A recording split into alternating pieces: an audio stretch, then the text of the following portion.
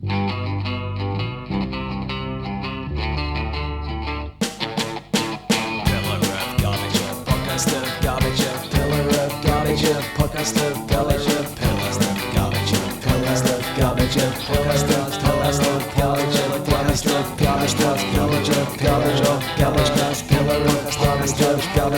TSD Talks.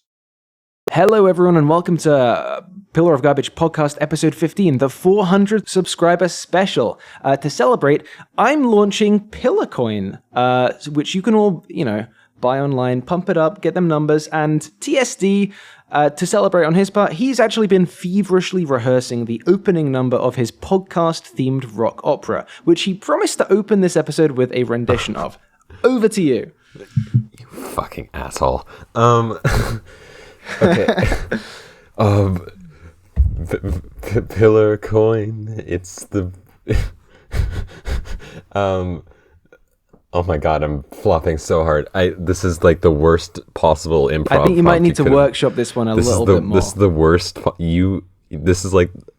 Oh my god. I'm just gonna be like, in Tick Tick Boom when the guy goes with a keyboard and plays his little pieces, and they're like, maybe work on it a bit more. That's kind of the feeling I'm getting right now. Yeah, this needs a little bit of work. You've got something. There's a spark, but maybe, yeah. The thing is, I don't know how to make music, so I'm very bad at musical improv. That's. And thus concludes the opening number. It's kind of a meta commentary on music. Oh, okay, yeah, kind of spoken word. Yeah, it's like a spoken word poetry kind of thing. But I didn't even get to. I was also partially thrown off because we also have something that I didn't consider while writing it. We have a guest today. Yeah, part of the 400 subscriber special.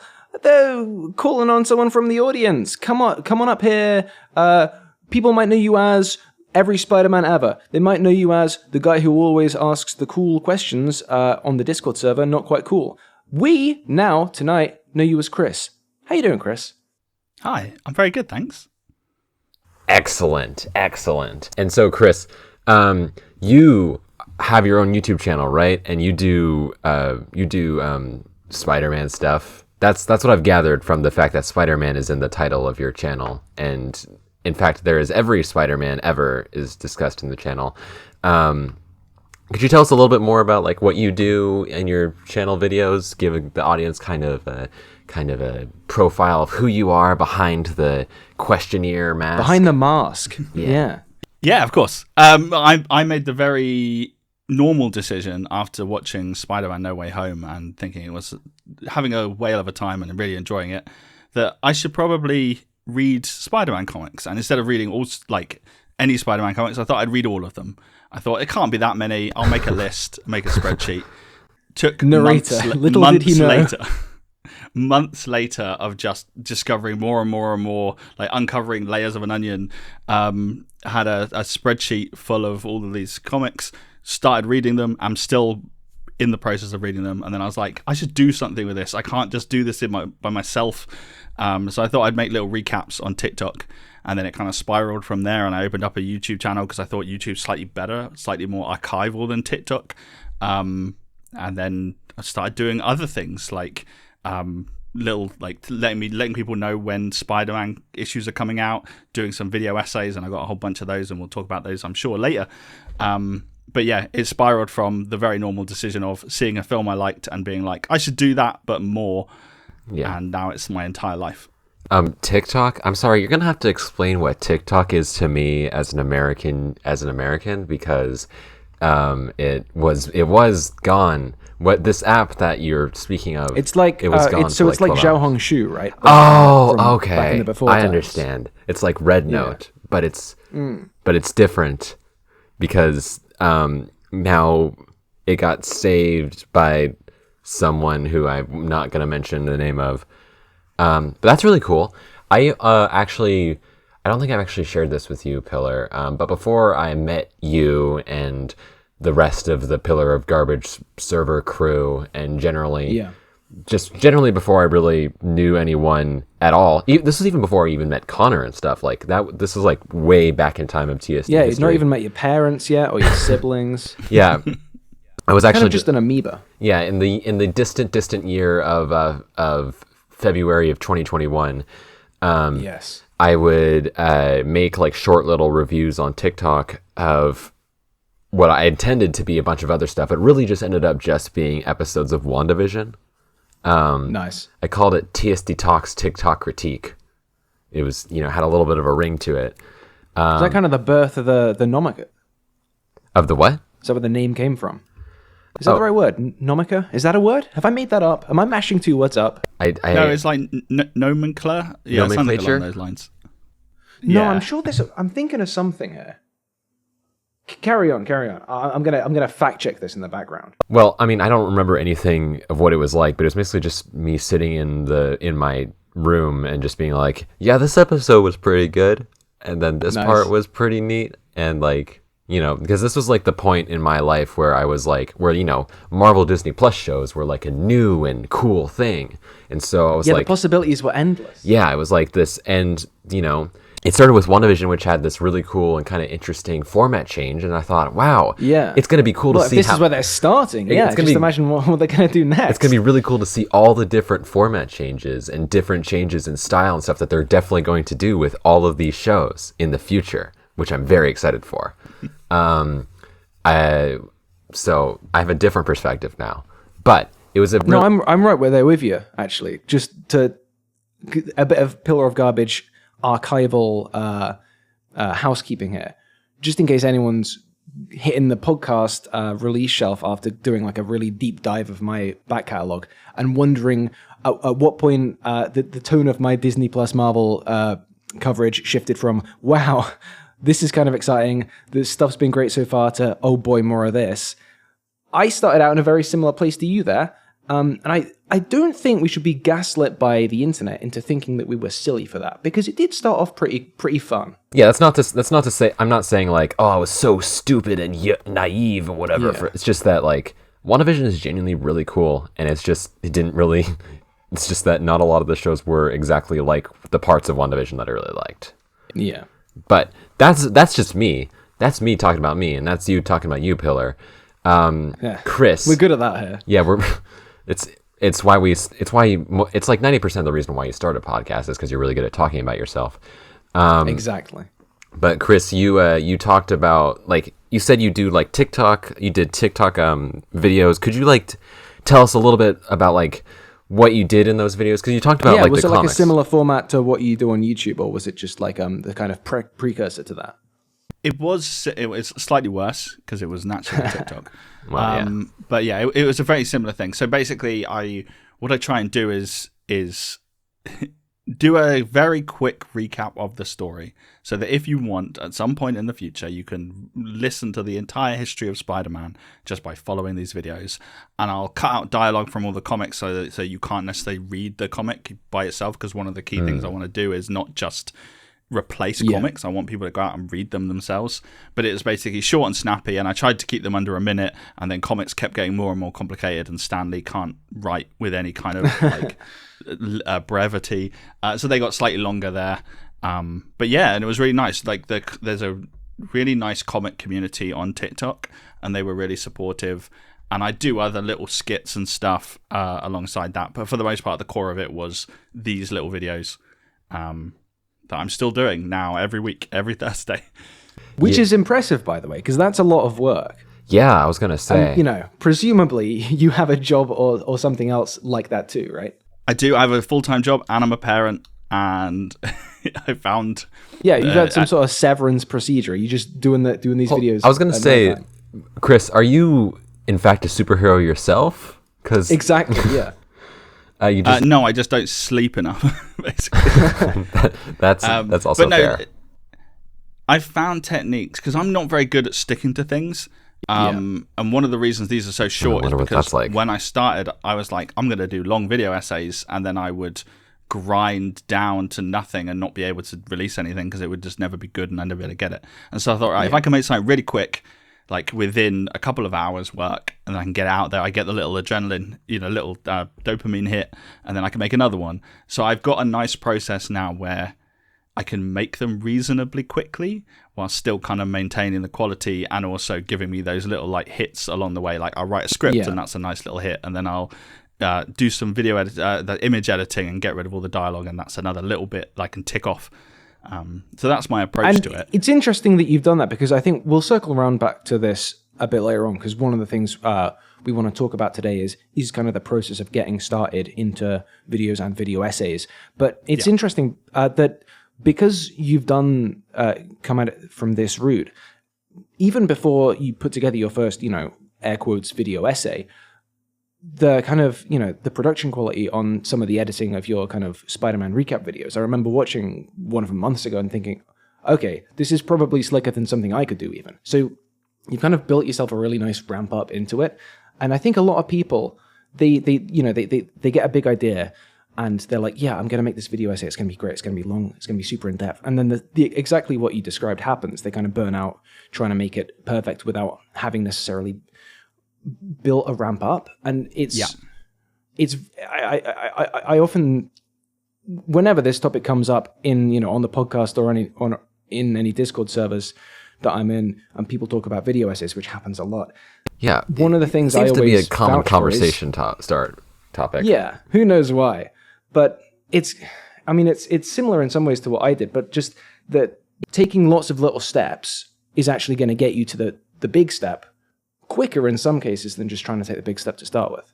Yeah, absolutely. I remember that when I first started doing YouTube stuff, I was doing like short little commentary videos, which are kind of like a precursor to video essays in a way. Yeah, they're related in some ways, yeah. Yeah, they're more based on like observational kind of comedy, but like they still have some form of analysis in them, and they're generally pretty short. So it was pretty easy to see why a lot of like commentary channel people tended to like divert more into video essay over time. But it is that kind of ramp up of like, these are low stakes, short term videos, and if you're going to try and like start out with your first video, you're going to be like, this is going to be just as good as ContraPoints. It's like, no, don't. Yeah. Like, she like worked like, I want to say like 7 years to get to that point, to the point where she can release like a 3-hour long video about Twilight and its, implications for the nature of desire and whatever. Because she started out making like, 20-minute videos about Jordan Peterson back in like 2015. Like, yeah. You've always got to ramp up, unless you're just that one person on YouTube who made a channel called just the Endgame video and nothing else, released an 1.5 hour long video about Avengers Endgame and released literally nothing else. I have that in my recommended so often, and I'm determined I will never click on it. I don't even know if it's like a bad video or not. It's just kind of funny to me because it's like, on principle, I'm upset that you were able to get this much amount of success with just one video and then not do anything else. On principle, I'm upset with the concept of that video as I understand it from the title and thumbnail, which I know all too well is probably inaccurate, but I'm still too, I don't know, it's just kind of, the particular vibe from it I get is so particular and so unique and so not enjoyable to me that I will never click that thumbnail. And I'm sorry, Guy, if it's a really good video. But no, I want to cycle back a little bit to this kind of your mission statement, Chris, because it's the kind of thing that, especially in like the pop culture or the comic sphere, you could say and someone would just get it instantly, like, oh, okay, yeah, that makes sense. But conceptually, it's quite interesting that that a medium that started like 60 years ago as like, I don't want to say kind of relatively shallow, kind of just week to week or however often they released it, just sort of kind of pulpy, fun. Like they didn't know, pulpy. They didn't know they were making Spider-Man, capital letters Spider-Man when they started out. It's strange that is now has sprawled almost out of control to the point that you have so many ongoing titles all coming out at the same time in the same continuity, across continuities. It's so interesting that something that started out as one thing has become such a totally different thing, and that there's enough of a continuity there that the kind of archival effort that you or someone like you is making has kind of looped back around to being a genuine kind of feat. Yeah. I don't know if I have there's no real point I was getting to at the end of that, but I don't think people should take the kind of stuff you and people like you do for granted, because I think it has a lot of genuine value.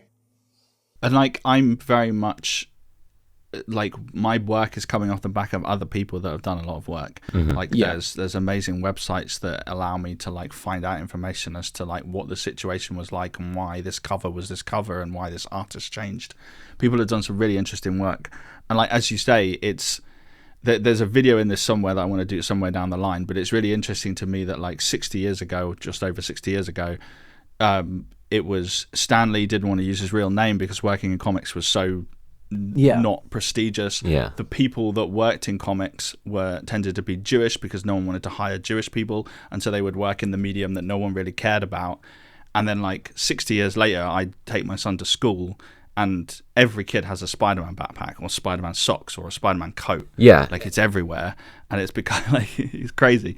It's like the example I like to think of, like, obviously the Stanley and like the way that the hiring practices of comics companies in the past is a big deal, but also even like a kind of a smaller scale is just even like 40 years ago, the comics were seen as, not even like 40 years ago, like 20 years ago, comics were seen as like nerd shit, you know? Like it was like, to know who Spider-Man is, people who weren't Spider-Man were, basically. If you knew Spider-Man, but you knew someone a little bit more in depth than that, you were considered a nerd. Like if you knew who Iron Man was, if you knew who Captain America was, if you knew who, you know, superheroes from DC who weren't Batman or Superman were, like... Wait, those exist? I know, right? It's crazy how Batman is the only DC superhero. But... you know, now, though, all those names have like billion-dollar franchises attached to them, and everyone knows who Batman is. And everyone knows who Batman is, but everyone knows who Iron Man is. Everyone knows who you know, Black Adam is. Everyone knows who, well, maybe not Black Adam, but you know, the Guardians of the Galaxy. People Guardians of the Galaxy, Galaxy, yeah. Like, no, even comic book people didn't know the Guardians of the Galaxy like 20 years ago. Yeah, people know who the Suicide Squad But it's so interesting. are. Because there is this paradox to it that these things have become so unthinkably visible and present, and yet there's the kind of origins and roots of these things are so very, very much unknown, even to the people that, you know, consider themselves familiar with the characters today. It's just, there's a lot of interesting stuff to be said, and that's one of the reasons I think it's really cool that you're kind of trying to branch into video essays now, because you know, as your first one kind of demonstrated, which for anyone listening who hasn't seen it, you did basically. Well, I'll let you describe it in a bit more detail in a second, but it's basically a look at Mary Jane and Peter's relationship through the Spider-Man comics, and you draw out an interesting conclusion that really touches back to the nature of comics themselves. And I think that just goes to show that you can pick really any little kind of segment of this big tapestry, but behind, you know, one of these single iconic characters, which there is a visible surface and so much underneath, and you can just take like a cross section of really any amount of stuff within that. And if you've done the digging, if you know what the stories are, and if you've been thinking about them in terms of being a medium and their connections with kind of history and all that, it's almost an inexhaustible mine of really interesting things to say about not just these characters, but about popular media today and popular media 60 years ago and how we kind of understand them. So do you want to describe that video a bit, the thought process behind it, and what your kind of aims are with future similar ones? Yes. So the first video essay I put out at the end of last year was called, I can't remember what I ended up being called, The Secret History of Mary Jane, or What We Forget About Mary Jane Watson. And the idea is, if you're even touched on the Spider-Man fandom online, people are very obsessed with Mary Jane and Peter as a couple. Famously in the comics, they were split apart by the devil. They made a deal with the devil. They lost their marriage. And this has been seen as a terrible decision from this point on, and people are still 17 years later complaining about it. But I think one of the things that pop culture has done, and like all the versions of Spider-Man we've seen, has like cemented the idea that Mary Jane was the one. She was the Lois Lane. She was the one love interest all from the very beginning, and that's who he was meant to be with. So people who grew up on the 90s TV show, who watched the Sam Raimi movies, like they all kind of rewrote the history a bit to kind of make Mary Jane the one true person. When I was reading the comics, one of the things I was really interested in is she's not a very nice person. Really early on, she's really thoughtless. She does lots of really unkind things. And I remember saying to somebody, I was like, they need to do a lot of work. I know she gets married to him at some point. They need to do a lot of work for me to feel like that makes sense. And they do that work. They do a very good job of like rewriting her. But I think all of that gets lost in the history of it. I think people don't remember that because they only really care about the kind of marriage and the years after. And so the video is very much about her different stages and who she was. Like, she was originally very much a love rival. It was very kind of Archie Comics, Betty and Veronica. Stanley didn't like her as a love interest. He liked Gwen Stacy, and so he ended up with Gwen Stacy. Then she didn't he like slightly sorry to interrupt, but didn't he like rather infamously hate that they killed off Gwen Stacy? So this is a really interesting story. So Stanley, according to Jerry Conway, who wrote that story, he asked Stanley and Stanley said yes, and then Stanley went on holiday, they did it, and then he said, oh no, I didn't say yes all along. Like basically he liked to acquiesce to the fans, and so I believe he was asked, and I believe he threw his writers under the bus, as he was reasonably prone to do. I don't think he's the monster that some people make out, but he definitely... Yeah. I think he knew. But yeah. Yeah. I guess that makes sense, yeah. But yeah, and then she wasn't a very nice person. Then she was written out of the book entirely and just disappeared. Like, he proposed to her, she said no, and then she literally left him and just disappeared from the comic for like a significant chunk of time. And then she came back, and I think one of the most interesting things about the video, and I guess spoilers for towards the end, she's not dating him when he proposes. He's dating an entirely different character. He's dating Black Cat. They've not got back together since he proposed to her, and suddenly he's proposing again, and there's all sorts of behind the scenes drama as to why that was the case. But it's all a very interesting kind of history. And to get to Pillar's point about the conclusion, which is that one of the things I really enjoy about comics is that they're written by so many different people and so drawn by so many different people, and they go through so many hands, and you're kind of building a shared history of it together. And I like that she wasn't written as, this is the love interest, this is who you're going to have to love, that fans kind of attached themselves to her, and different writers kind of gave her different sides to her personality, so that she became that person that he would then go on to, that people would fall in love with and be obsessively like obsessed with, of course obsessively obsessed with, but obsessively like constantly talking about, basically. And I think that's more interesting than a character that was just written as they were always going to end up this way. And that's also a bit of a sidebar, but like that's one of the reasons that one of my bugbears has been people who look at, I guess, adaptations of comic-based stuff and kind of protest on the grounds of comic book accuracy. And it's like, guys, the comics aren't comic accurate, you know? The whole interesting thing about the medium is that they evolve and they change like a palimpsest. And, you know, there is an element in which adaptations are another kind of layer onto that. And if you're kind of taking the comics as gospel, as like some sacred thing that can't be interfered with or changed or updated or messed around with, are you not kind of ignoring what they are, you know? Yeah. I don't know, that's a tangent, but... Yeah, and I think that it's interesting to me because I don't have a lot of, insight into the intricacies of Spider-Man comics. I've only read like the first Spider-Verse run and like Superior Spider-Man and a couple of other runs. I'm not like an expert by any means, but it's interesting seeing so much discussion around what was it? There was like some kind of big controversy around Mary Jane like marrying someone else. Oh, you're talking about Paul? Yeah, Paul. Paul Discourse. Can we do some Paul Discourse? So we can do some Paul Discourse, but I don't think I'm going to have a popular opinion. Caveat is that I have absolutely no opinion on Paul because I've not read the comic. He just seems like a dude. And it seems like the only reason people, correct me if I'm wrong, but it seems like the only reason people hated him so much is because he was someone who was married to Mary Jane, who was not Peter Parker. He's not even married to Mary Jane. Oh, he's not even married? Okay. There is a little more to it than that, but that is the main thing, right? It's like he did some sort of genocide and then he felt sorry for it. Yeah, or something. So here's my very, very quick summary. So One More Day is the big event in which magically they got rid of the marriage. The run before Paul, they seem to be indicating that they were going to undo that in some way. Like everything was hinting towards it. And then at the last minute, they kind of retconned something else and it wasn't that. But basically, MJ was back with Peter. They weren't married or anything, but they were a couple.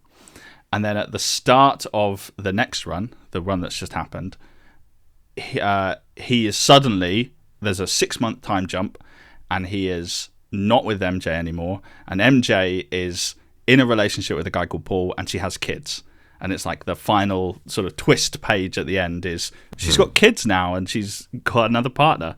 And you end up discovering that basically she ended up trapped in a dimension in which time worked differently. Spider-Man was thrown out of that dimension. He tried to rescue her, but in rescuing her, that took him days to do. She'd like traveled 4 years into the future. Like her time had passed like 4 years, and so she spent 4 years with Paul. They'd found 2 kids. They'd kind of adopted these kids. They became a family unit, etc. I see. Comics rock, man. But like he is as a character, he hasn't done anything beyond just be kind of nice to Peter a little bit. Like he helped pay some of Peter's medical debt. He invites him round for dinner. He just seems like a fairly all right guy, if a bit like boring. But no, people hate him because he's this kind of blockage. There is some sort of angle where like his dad was a supervillain or something, right? Yes, and he was some sort of accomplice or something. I don't know. I haven't read this run. So the hell dimension that they're trapped in is basically post-apocalyptic. And we learn that his father was the one that did the apocalypse and basically killed everybody. And all children are just as evil as their fathers. This is a canonical rule about everything in real life. Oh God! Oh, fuck, man. And so, he was working in the same company as his father and provided him supplies that he didn't realize was going towards a genocide, but it turns out that it is. And there's a really good story recently where he's like visiting the people that were killed in the kind of company in that initial genocide and like making amends to the alternate versions of them. So he's like trying to make amends to whatever he feels guilty about. But the idea that he directly like was responsible for a genocide is that's just Spider-Man Twitter wilding, yeah. Yeah. That's so interesting to me just because like it seems like this idea of this relationship being like the OTP forever and ever always kind of a thing is like, if not entirely fabricated, relatively new. And so and I wonder, a part of me wonders how much of that is due to the elephant in the room, the Sam Raimi Spider-Man movies. Oh, it's the Raimi films and the animated series, right? That's what cemented it in. Because Because, like, okay, here's the thing. I know the Raimi movies are, like, beloved, you know, not as much as they used to be, I guess, but, like, I know that there's some very strong Art of Defenders. I dealt with, like, legions of them in my comments on my HiTop Films video, and I don't think they're bad movies, but the romance in them is really icky to me, because... Okay, so the fact is, like, here's the thing, is that this is not a dig against Tobey Maguire, but, like, whenever he, like, looks at Mary Jane in those movies, it always freaks me out, because he's always got, like, this, like stare kind of, like, kind of a look, and then there's that whole framing of those movies of, like, how they're the one true pairing, and so it's totally okay that she left her fiance on the altar to be with him.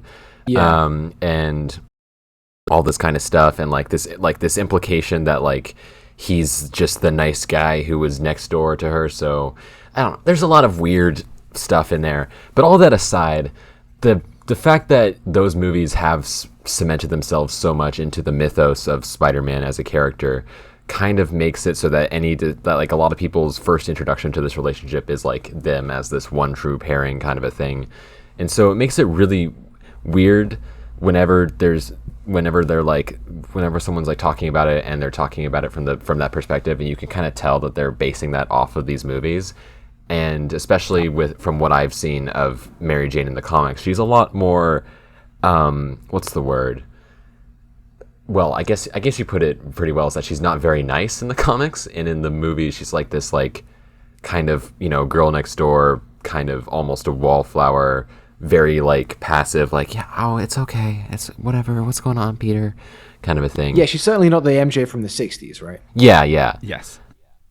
There's a good argument to be made they haven't properly adapted MJ in like any of the movies. But go on, sorry. Yeah, I didn't really have a point to that other than that, but I think it was just the overall point of like, yeah, it seems like the Raimi movies really influenced this whole conversation in a way that's interesting to look when you're looking at the comics, to see like what kind of is there in the comics and what definitely isn't. But also, one of the reasons why I wanted to do this channel and do sort of video essays is that, like, I desperately want to watch videos about Spider-Man, and so much Spider-Man content online is obsessed with this relationship and with One More Day, and that's it. That's as far as they look. And there are really good channels. Like, there's a guy called Alex Lennon who makes some really interesting videos. He's like the Spider-Man guy, right? He is the Spider-Man guy. He's my competition. Well, except for you. Yeah, that's true. But he makes some really good videos, and even like he did a video on Paul recently, and I reluctantly watched it because I was very worried about his take. But he had a fairly measured take on it that I disagreed with elements of it, but like he was presented in a really intelligent way. He clearly read the books, etc. Often what happens is which is a surprisingly high bar. Yes. Yeah, I know. Like, so many people haven't read the books and will present a fact as if it's a thing that happened in the comics, and I'll be like, no, it didn't. That didn't happen. Like the whole like genocide thing, like that. You've gone, that, despite not reading the books, despite the fact that it's not the thing that happened.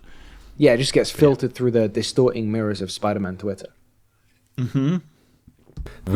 Spider-Man Discourse is always like fascinating in how weird and exhausting it gets. To the point that we have like, it's a joke within the Pillar of Garbage Discord server whenever Spider-Man Discourse starts up again, that like there's like, oh god, the Spider-Man Discourse is starting up again, guys, please run. And I know that if I ever release a video about a Spider-Man movie or any Spider-Man media, I haven't done it in a while, but one of the reasons is I just know that like there's some sort of dial that gets turned up for like comment toxicity on Spider-Man related videos. It just goes way up, and that it's odd. Obviously, we're kind of preaching to the choir to you, Chris, a little bit, because your entire channel is about Spider-Man. So I imagine that you've run into a little bit. Obviously, not as much. Yeah, what are your comments like? My comments are mostly okay, with the exception that I'm doing like the old run. Yeah. And people are fairly like in agreement about that. I was slightly worried putting out the MJ video because again, people are obsessed with MJ. They were all right. I blocked a couple of people or deleted a couple of comments. There might come a time, it might be in a week, it might be in a month, it might be in 3 years. But I think that's the kind of video that, especially if there's some sort of, trending news about some new Sony project or something, there's a chance that hits the algorithm and goes big. And at that point, I would be very interested to come back and have a look at your comments because... Yeah. That'd be a garbage fire. I guarantee that if like freshman year or something does something with MJ, then there's going to be some kind of boost in the thing. Like that's freshman year being that new Spider-Man show that Disney Plus is doing in like, I want to say like 3 months. It's been 3 months away for the past 5 years, I feel like. It's next week, 29th. Oh, it's next week. Oh, blimey. Wow. Yeah. Or depending on when this releases, yesterday? Well, whatever. It's sometime at some point soon. now or recently or soon, yeah. Yeah, but also, can I not to revert to 2021 Pillar of Garbage, but can I toss a half-formed opinion out there to be battered about? I feel like, is there a better MJ adaptation in any TV or film than Spectacular? Because I feel like I did read the early comics years and years ago, and I feel like Spectacular MJ has a kind of interesting combination of the kind of popular girl, slightly mean side that you peeks through at points that doesn't really make it through into the other stuff, but then also tempered with a kind of modern Raimi-esque MJ in there as well. Thoughts? So I'm going to say something very controversial, which is I haven't seen all of Spectacular. But in a Spider-Man group I'm part of, it's a common thing that they nailed MJ as a character. Okay. So So lots I of am people agree right. with Good. you. Yeah, I'm always right. I really like Hot Take. I like Spectacular Spider-Man. I know this is a really controversial statement. Oh my god. The iconoclasm tonight is astounding. But I always thought it was interesting that because MJ to me, I think was in that show was the only time I ever really got like the idea of like what I've seen of the comics, what I've kind of got the appeal. Because in other stuff, she's just like, Peter's one true pairing, whatever, blah blah blah. This is his. It's like a lot of the time they just use the name MJ to write whichever kind of basically character they want to write. But in this, she's like in that show, she's like this mysterious kind of like person from a different social class. Yeah. Who like shows some interest in Peter, but not enough to be like, oh, this is definitely going to happen, kind of a thing. And like, there's a weird kind of allure to that. Like, it reminded me of when I was in high school, and like there were like people who you would know in like social classes who you might not necessarily have like a crush on, but like you. Yeah, but there was a vibe there, and you'd be like, oh, okay, what's that? Yeah, and it's notably it's a very distinct vibe, very distinct feeling from what the feeling you would get from Gwen in that show, because Gwen felt like she was being set up to be much more of like a real like love interest. And depending on where they were going, that could have ended in like the death of Gwen Stacy or not. Like, honestly, I wouldn't be surprised if they just ended the show with Gwen being, the girlfriend. I think, if I remember correctly, the intention was 5 seasons ending with MJ, I think. Okay. But it's been a while since I brushed up on what was going to happen to all of the Marvel projects from 2008 to 2013 that were animated in cancel law, which I had all in my head at one point. Yeah, I mean that's important. That's important information to keep in like the 2021, 2022 Pillar of Garbage era. Exactly. But I guess from me, that's like the only time I've ever felt like I understood like what the deal of those characters was. Because in other things, they always felt like variations of like the movie love interest, and like. I already said my feelings on Raimi, not Gwen Stacy, Raimi MJ. And like I like Gwen Stacy in the Amazing Spider-Man films. I think that relationship is one of the best things in those movies. I think that's good, yeah. And I do like the romance I do like parts of the romance in the MCU trilogies. I'm not a fan of how No Way Home finishes them, but that's like a different thing. I like the chemistry that's there, but it never really... Like the chemistry there, and even the thing with Liz and stuff, it never really felt like I kind of got the MJ that was being described to me from the comics in those things. Yeah, I think to me MJ, the defining features of her that I've never seen. I think you see it a little bit in Raimi's trilogy, but not really. She's a deeply damaged person who kind of hides it by being this very kind of outgoing, this very like, I don't care about anything kind of role. And then when you kind of dig a bit deeper, there is this deeply damaged person that cares a lot about people. And I don't think that's ever been there. And I know that like Zendaya's version is essentially Ultimate MJ, which was a slightly different portrayal, and the games kind of went that way as well, which is a bit more of a Lois Lane reporter type. Yeah. But yeah, for me, I want to see that damaged side. Yeah, and you do see some of it in Raimi. Yeah, I think you do see a little half bit. measure, kind of. Yeah, like the thing in Raimi always kind of felt like it was like she was like damaged, and then it was for Peter to swoop in and help her, kind of a thing, rather than like an actual like character trait to like propel her actions and whatnot. Can I throw another stray opinion out there? I mean, that's never stopped you before. That's true. I kind of get to do that whenever I want, really, don't I? I have a lot of power in my hands. I mean, you have the name. No, but like your podcast it's named after you. This is the most I've thought about Raimi Spider-Man in years, and I something that's, I don't know if this is going to be a hot take among the Spider-Man community or not, but something I felt within my bones from before I even had the conceptual language to describe this feeling, because the Raimi Spider-Man films were some of the earliest films I ever saw. I remember watching when I was a very young fella indeed. What do people make of the idea that Tobey Maguire is horribly miscast? Is that a hot take? Not to me, but not to me elsewhere. But I think it is a hot take generally. Yeah, like I before, as a kid watching these films, before I even understood the idea of being miscast, before I even really understood that actors were cast in movies and they weren't really the people, I remember having the kind of, something's not right here kind of feeling about the performance. And maybe this is just evidence that I was the kind of analytical film critic goat from the kind of nappies era. But debate that one, comment section. Figure that one out among yourselves. We're really just generating a lot of prompts for intense Spider-Man discussion here. You got your classic kind of Raimi Spider-Man takes. Yeah. But I think that I'll defer this question to Chris. What are your more in-depth thoughts of that? So I also watched Raimi fairly young. And again, this was not the first superhero movie, but like the people that kind of live now with like the MCU don't really kind of appreciate how rare it was to have a Spider-Man movie out in the world.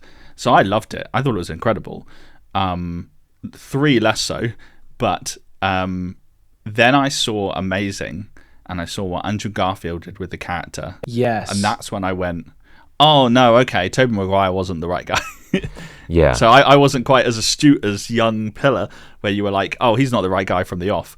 But definitely rewatching it before No Way Home, because it was rumored they were going to be in it. I rewatched all of them beforehand. The films are really good. Raimi's a really good filmmaker. I don't think he's very good. I think he's a very 60s Peter Parker, which we kind of moved on from.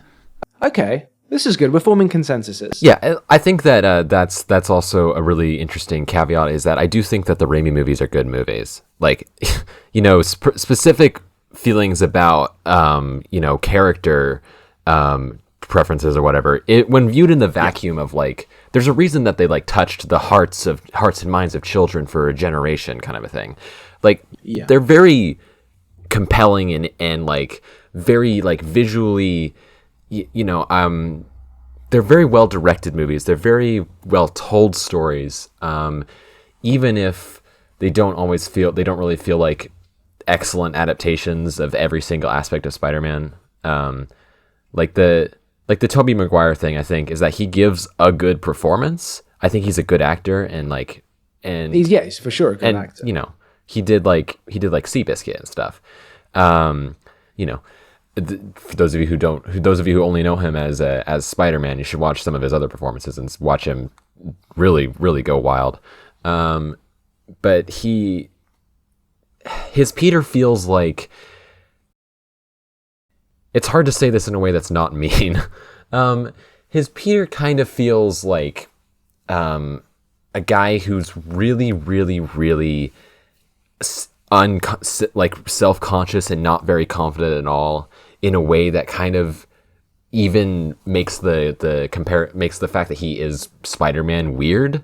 Like it doesn't feel like this guy would like put on like a garish blue and red suit and go and like punch the Green Goblin, It feels like he would like learn that he has these Spider-Man powers and then never say anything about it to anyone ever, and do anything with it again, because like, oh my god, I can't do anything with this. I guess not to turn this into a kind of deep dive acting critique podcast, but something that sprung to my mind hearing you say that is because, do you think it's because he kind of doesn't modulate the performance enough when he's wearing the mask? Like, thinking back to those films, Spider-Man just feels like Peter Parker dressed up and swinging around, and he's delivering lines in the same way, right? Yeah, that's the thing. Like, I think that's where the common like refrain of, oh, Tobey Maguire is a great Peter Parker but a bad Spider-Man thing. That's like a common thing that gets. It's because thrown around. Andrew Garfield, for instance, and Tom Holland, they play the characters differently, but he doesn't to the same degree, right? Okay. I think weird. We put a little nice bow on. We've solved Raimi Discourse. We've solved it. We've come up with the solution. But I think that is a part of why it bothers me. It's just that he doesn't modulate the performance when he's putting on a literal costume and playing a guy with a different name. I feel like he should act different. Like, maybe not in the first mission or whatever, but Before we wrap up Spider-Man talk, is so we've come to this point from talking about your essay, Chris. Yeah, and we made it all about MJ Discourse, which you said was annoying, so sorry about that. We've become that which we... It's a way to get a lot of attention, I'll tell you that much. Yeah, 1 more billion clicks incoming. No, I was just wondering, at what point in the process of reading/doing recap videos did the idea kind of cement itself within your head that this is something I want to make a new type of video about? You know, when did that idea stick into your kind of spider brain? I don't remember. I've always wanted to do something longer. I'll tell you when it was probably. It was probably end of 2023 when I was thinking about what I wanted to achieve in 2024. Because the video, I started it in January 2024. And I put out a post on my YouTube channel on Valentine's Day with the idea being like, Happy Valentine's Day, here's MJ, here's a tease for a video that's coming out very soon. Any minute now, I released it in December. That was interesting. But, it was probably then. But basically, I've always wanted to build the stamina up to a longer video. Yeah. But I also wanted to release a video a week, and that takes a lot of effort, and there's not much left to do an essay at the end of it. Yeah, so of course. I'm trying to find a better way of working. Yeah, my essay schedule is probably the worst out of the three of us, in considering I haven't uploaded a video essay in like 4 months. It's a shocking the amount of effort that you like. I have so much respect for you to be able to put out videos at the rate you do with the full-time job and the other full-time job on top of that of being a parent. Because I have a part-time job and I can barely manage, to keep track of a show I'm watching sometimes. So I think I'm just disorganized. That's why. Dude, YouTube is my job and I still haven't put out a video this year. I don't know. I'll be shockingly impressed if you manage to keep this kind of plate spinning up, indefinitely. Which isn't to say bow down. Which isn't to say I don't think you can do it. I think you can do it. Yeah, like it'll just still continue to be impressive. Also, you have put out a video this year, Pilla. We were Did I teasing it on the chat before this, but yeah, you have. Well, I've not officially released that. Yeah, I might turn that into the February Patreon exclusive video. Give it like a. Because, all right, so what that is for the listener, we were all in this Discord, right? The essay library. Yeah, so we're in the video essay Illuminati. Yeah, it's like they're kind of running the scene behind the scene. I just said the same word twice. Side note: I fact checked that word earlier. I said nomica. The word is Monica. Okay. So, just moniker. All right. For the one viewer who was typing that in the comments, you don't have to do that anymore. I mean, I guess you did an hour ago, but what was I saying? Yeah. So we're in this Discord for video essayists. People, some people who do it as a job like me. A lot of hobbyists. A lot of those hobbyists do a better job than people like me. And one thing they've done a few times, they do like collaborative things, and I've taken part in one in the past. As has Chris. We did the 60-second micro essays about seasons. Some of you might have seen promoted on like a community tab or a Discord server before. And one thing they did recently was a video jam, like a game jam, but for video essays. So the idea is you've got 48 hours, you learn the theme, and you do what you can in 48 hours. So the one thing I have done and semi-released this year was I did a short entry there, which is a bit different. And those of you who are Patreon or YouTube supporters, I'm probably gonna, because I've not full released that, partially because this being my job, I can't just drop a 5-minute video because it would mess up my algorithm. Yeah. I love YouTube as a platform. That's so great. YouTube's so cool. Has no problems. None at all. But yeah, this video jam, the idea is you make something in 48 hours. If you get it all done, great. If you don't, keep working on it and you can release it. If you don't, you're banned from the Discord server, never to come back. Exactly. Yeah, you get cast out into the land of Nod. But yeah, so I'm going to probably do like a bit of a spit shine on the editing for this, and then add a bit of context to the video file and make that the February exclusive. I think. I hope that. I think that counts as an exclusive. It'll be the only version of that version of the video that's released, and the other one isn't even really released. It's only in a playlist. But yeah. So.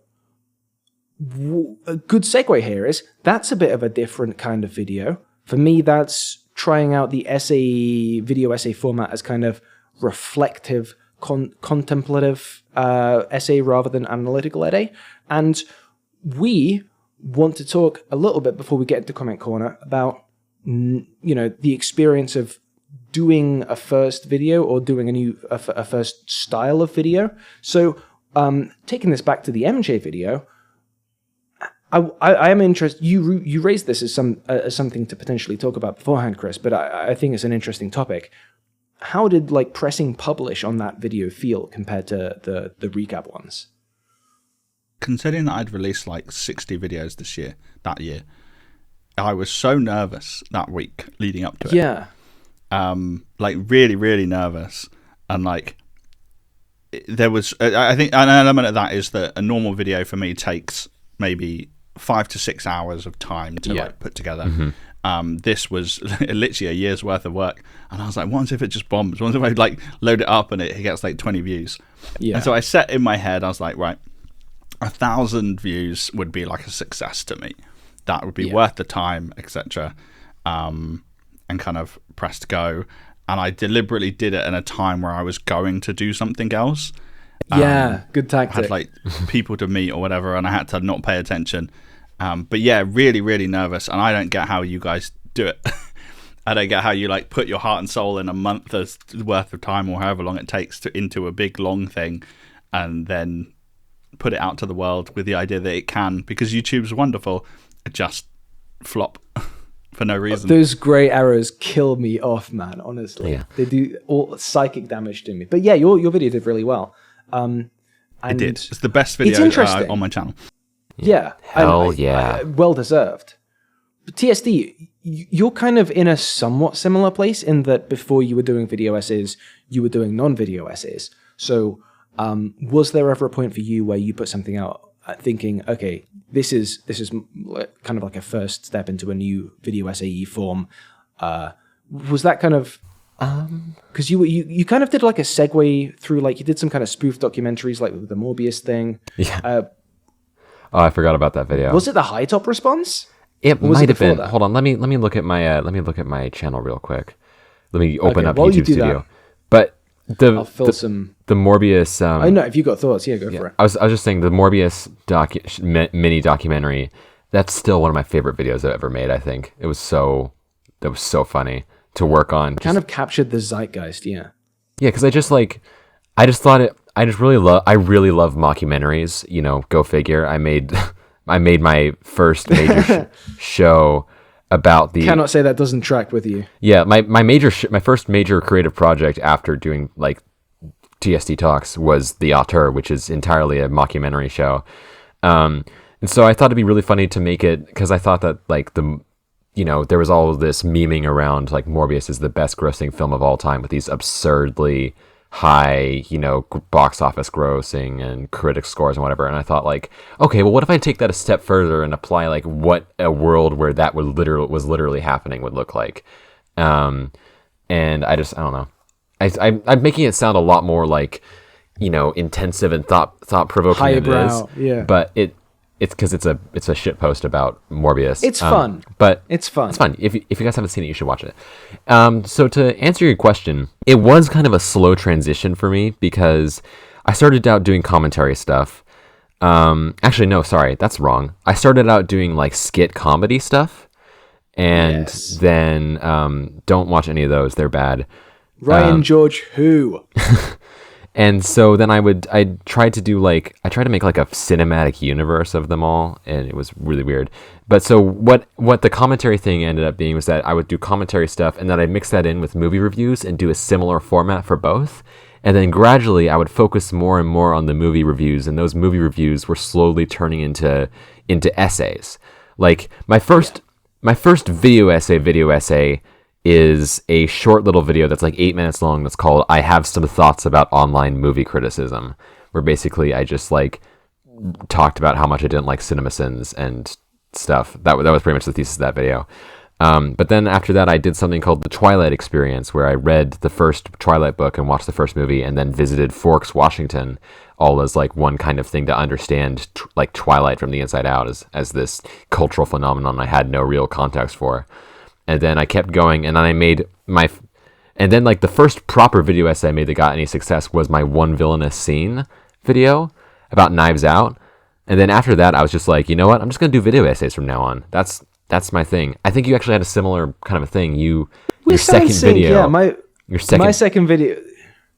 So yeah, it's an interesting contrast for me because I had zero platform, not even the shadow of a platform when I put my first video essay out into the world. I think you'd call it a video essay, my first video. It was basically like a defense of the Loki finale, because there was some discourse online, like there always is, about it being underwhelming or something. In format, it's an essay, although it's, pretty bare bones.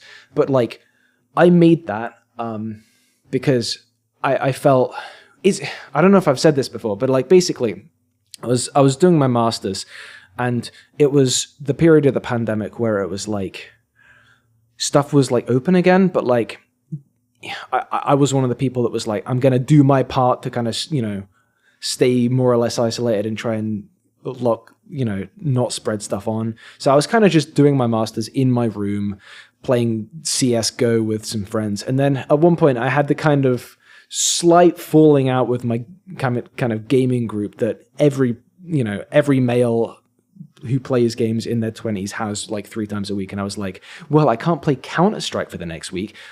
What am I going to do then? And then in that mental free space, these thoughts about the Loki show cropped up. And I was like, hey, I've been watching these blooming people larking around on YouTube for a while now. Why don't I, write a little video essay? So I just on a whim did it. I published it. The defense of Loki, why the finale works, got 0 views, and I was like, that was kind of fun, I'll do it again. And then the second video I made because I saw Nando was doing his one villainous scene playlist, and I was like, yeah, that's fun. I'll throw my hat in the ring. Why not? No one's watching, so there is no pressure. And it's interesting because I'm coming from kind of the opposite direction, where I felt no pressure and really no anxiety at all because I had no expectations. But like, I guess I can sympathize with where you guys are coming from in that I have kind of consciously taken a few steps up to where I am now and where I'm trying to get to throughout the 3 years since then.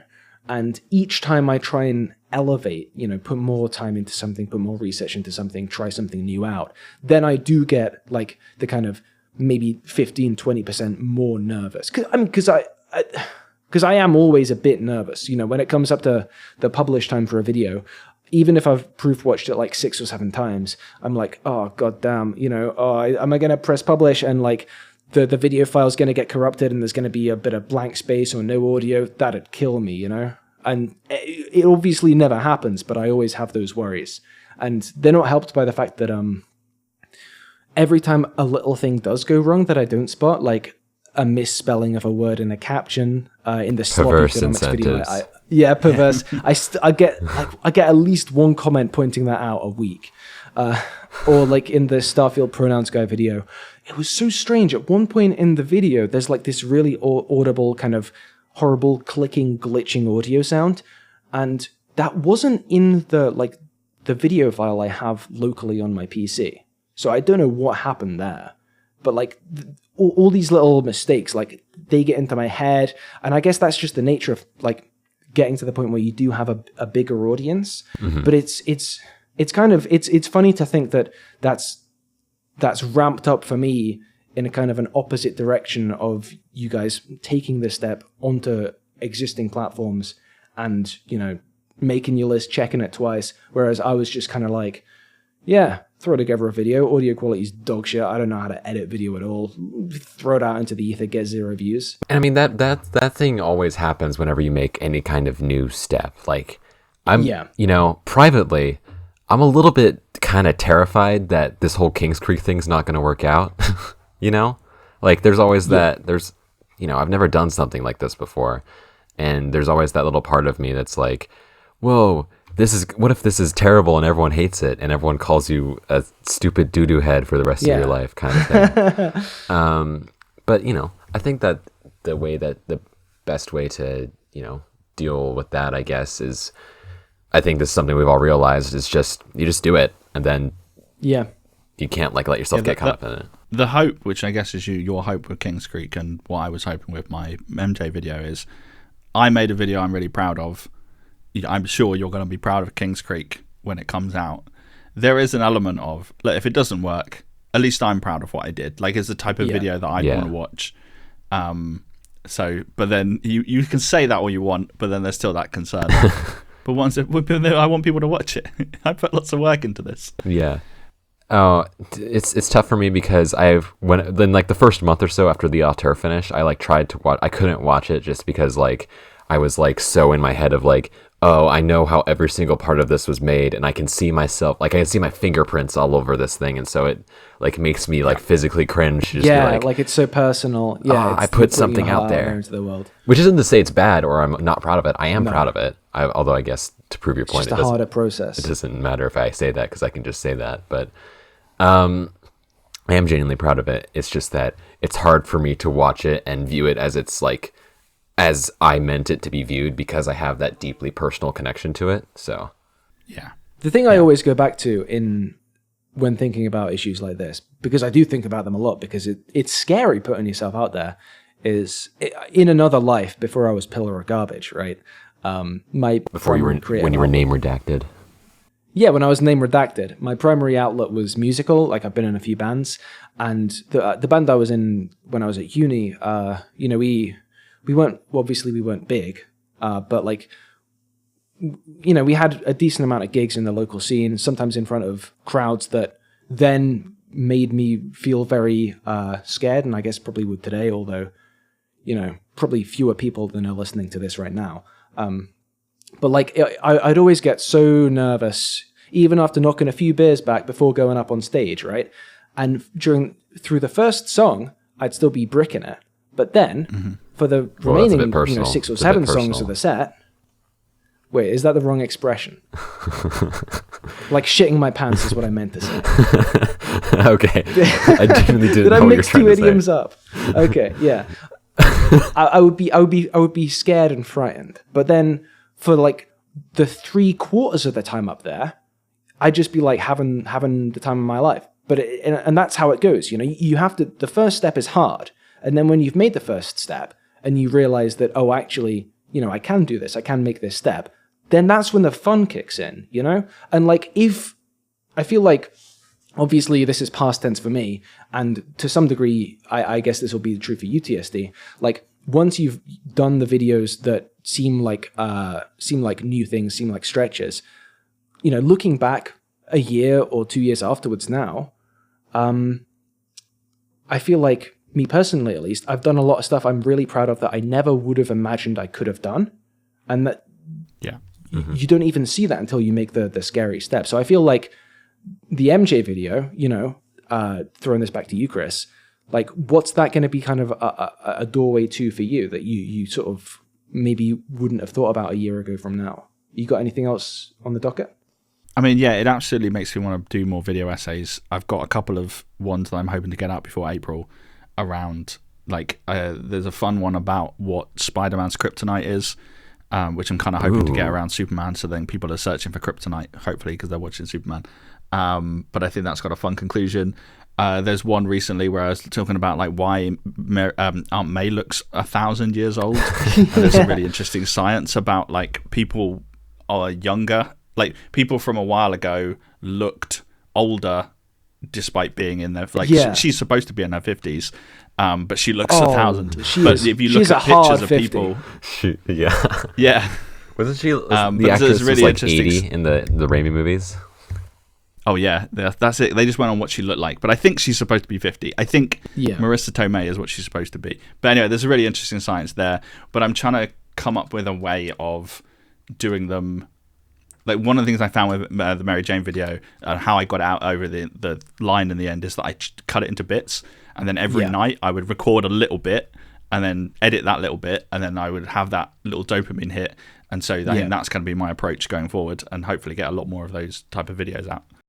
Hell yeah. I think that's a great note to end our first major segment on, and because that's really good, just a really good message for the future. Let's move on to we can move on to our next world famous section, comment corner. How's that sound? Comment corner, yes. Let's go.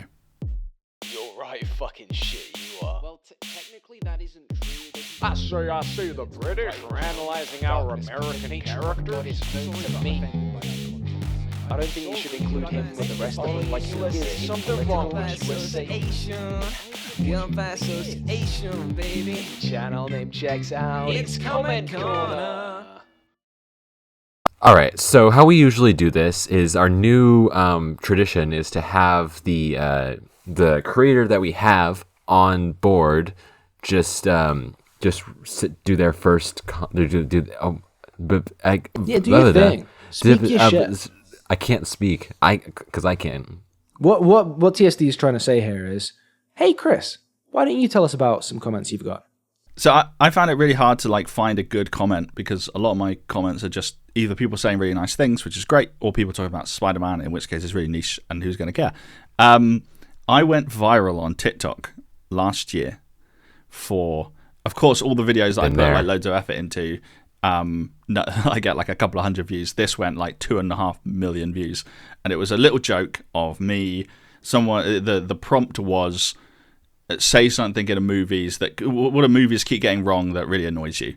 And I literally just got out a game controller and shot a 10-second thing of me like hitting every button all at once in the way that like nobody can ever play video games right in a movie. And then this suddenly went super viral. And most of the comments are people making the same joke, which is, this is how I play Tekken, this is how I play Fortnite, whatever. The same joke, wall to wall. Yeah. And then there were a bunch of really weird people who aren't there always? Literally just like said somebody that I looked like. And sometimes it was just the name, or sometimes it was like, hey, you look like X. And none of them were great for my ego. Yeah. You were telling us about this a little bit earlier. You said a few of them, and I guess TSD will flash some of them on screen in the edit. But it was a wide range, right? It was a real wide range. It wasn't just like a repeating couple of names. I'm going to read I'm going to read the list. Oh, sorry. Good. I'll just say the first one I got was Michael Caine. And I was like, I absolutely don't look like Michael Caine. I'm British. They've gone, Michael Caine's British. That's it. Like, I don't look like a young Michael Caine. Do you want to read the others? Yeah. So you got ones that range that are from like decent, like, you know, there's some Charlie Puth. Yeah, not bad. That's okay. Yeah. There's Paddington. Never an insult to be compared to Paddington. But again, I think it's just I'm British. There's young Joe DeRosa. I don't know who Joe DeRosa is, so that might be an American. Yeah, but Young is good. Young's good, and then you've got like it. Then you've got ones like Carl Weezer from Jimmy Neutron. That was the most common one. Oh my god, it's not a great one. A couple that said Jimmy's mom. I'm not sure which Jimmy, or you just is that that's Carl Weezer again. Oh, that's Carl Weezer. Oh my god. Yeah, Jimmy's mom. So I guess he talks about And then my personal favorite, Nikocado Avocado. Yeah, which even worse. Like, this is before he revealed it was all a big con and that he's actually super skinny now. So this is like very large. Side tangent, fucking insane thing to do, by the way, on his part. Yes. Yeah. Seems like a bit of an odd fella all in all, but like, you know, game recognized game for that kind of plot twist, reverse card situation. And I've got this excellent screenshot of him sending the message saying he looks like avocado, and Pillar has a response that says, "To be fair." And he definitely doesn't say anything after that would clarify his statement to make it look better. So the context there was, I was making a funny that's the whole joke context. Because Chris sent the Charlie Puth one and then the Nikocado Avocado one, and I was saying, to be fair, I've never seen Charlie Puth and Nikocado Avocado in the same room together. So, you know, a little bit funny. And then TSD's done some absolute, he's mauled me by taking this horrible little screenshot that places me as some sort of horrible, mean character, kind of pantomime villain kind of stuff. Yeah. But all this kind of circles back to the fact that there is a vocal minority, maybe, of people who interact with the comment section on any platform just to kind of like say something and see their voice going out there. It's like, you know, if you walk under a bridge, you kind of just want to say something to hear the echo. I think that's what these kinds of comments are. They're like, they don't really, you know, the mental pathway is not activating that, hey, I'm saying this to a real person, you know, regardless of if it's a Charlie Puth one or a Nikocado Avocado one, and that they're going to see this people will say anything. Something that I think is interesting about TikTok comments is like, because every platform has like a different set of comments, you know, like set of commenters. Like YouTube commenters are different. Comments, yeah. YouTube comments are different from Instagram comments, are different from TikTok comments, are different from Twitter comments, etc., etc., etc. Something I think about is interesting about TikTok comments is that there seems to be absolutely no brain to mouth filter there.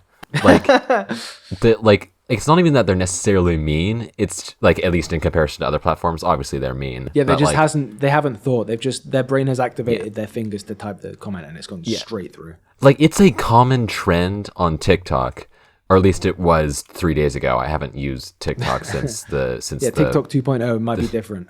TikTok 2.0 might be different, but at least when I was using it, it was a common trend in the comments to, when you see someone who is slightly attractive or like you think is interesting, is good looking, you would write in the comments. And okay, I say you. I didn't ever do this because holy shit, it's insane. But they would say, "Raw, next question." Which, for those in the audience who don't know what that means, or on the panel who don't know what that means. Or on the panel who doesn't know what that means. It's a sex thing. It's a sex thing, as it always is. It's referring to, I don't know how much sex thing? I don't know how much I can say on this without getting like a super. Well, we're not going to get demonetized because we're not monetized. But I'm worried about like Apple's like podcast censoring. Oh, thing. This is true. I was hoping you were going to say, when they see someone attractive, they say, "You look like avocado." Yeah, that would be good too. But it's so interesting because like, it's kind of been accepted into the lexicon almost to not literally mean that in a weird way, you know? Like, it's like... Yeah, the kind of transmutation into it's kind of become its own code. It's kind of become like a general, like, oh, you look good and you look hot kind of a thing. Even though it's describing in great detail a sexual act.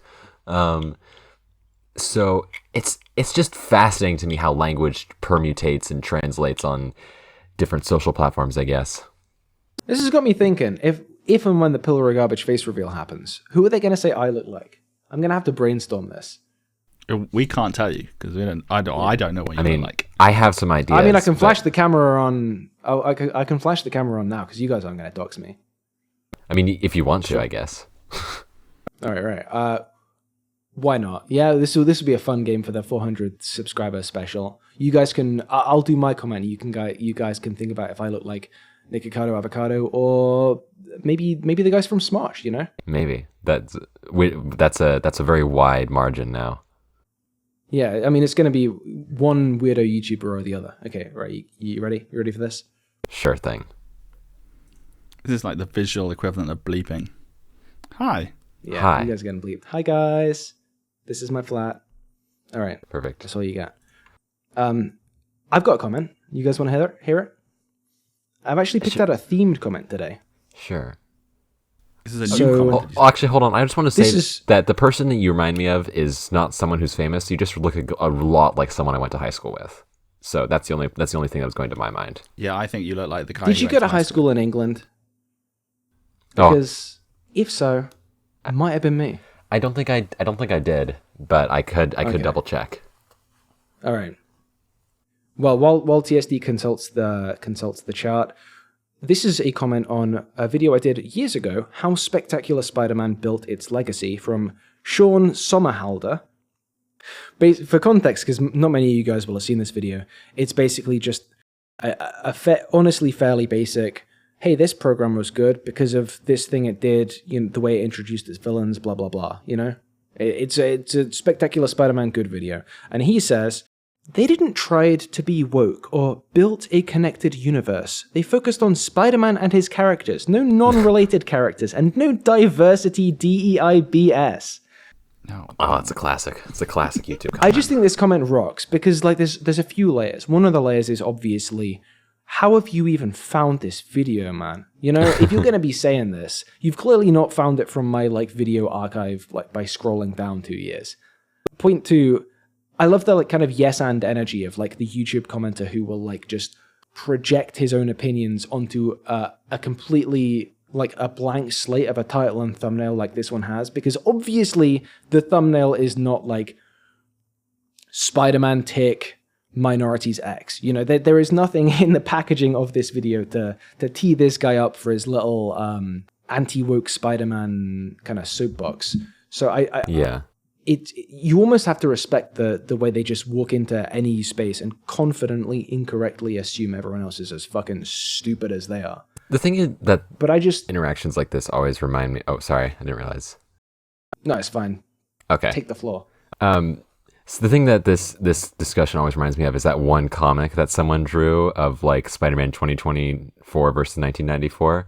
And it's just Spider-Man. Yeah. It's just like Spider-Man saying "respect minorities" on the TV, and the kid being like "Spider-Man," and then it's Miles. And in the current day, it's Miles Morales, but it's the kid is now this balding man who's just like, "Oh, they fucking ruined it." I think it is the same guy. I think it's supposed to be the same guy. But he's also wrong. Like insofar as like, if you go with whatever his version of DEI is. They race swapped Liz, right, in Spectacular? I think so, yeah. Oh yeah. In the same way they did Mary Jane in the films, which is I guess what he's railing against. But here's the thing: this guy probably grew up with Spectacular, and also he hasn't read the comics. So for him, there wasn't any race swap. You know, he is right, and reality is wrong.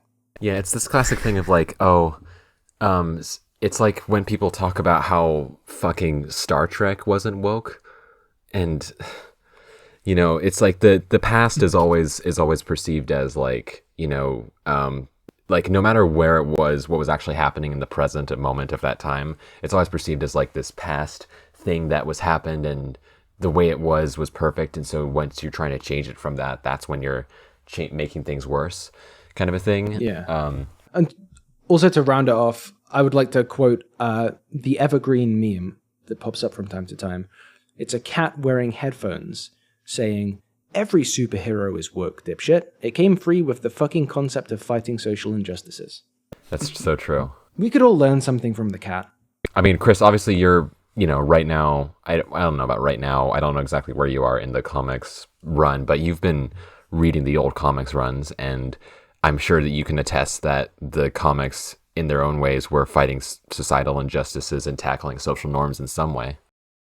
All along. And I'm in 1993, but the really scary thing is there are issues that may as well be written today. Like there's a really good gun control issue about like the dangers of like gun crime and being able to access it as kids, that you may as well have written in like 2024. Like it's fucked up because that's something that's arguably got worse since the 90s, right? Like you didn't get school shootings every week. I mean, I don't think.